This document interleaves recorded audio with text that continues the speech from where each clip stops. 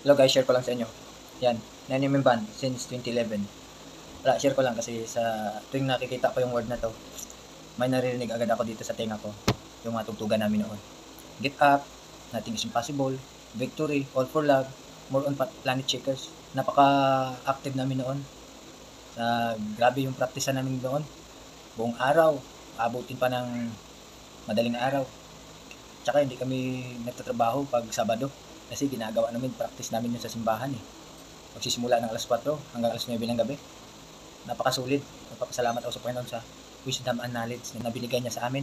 Na kahit nasa probinsya kami, hindi kami napag-iwanan. At yun nga, masarap lang balik-balikan na yung mga araw na sobrang nagbabaga, nag-aapoy ka.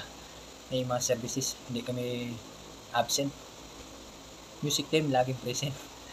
Tapos yun, kinikwento ko lang to. Iba kasi pag napunta ka na ng ibang lugar eh.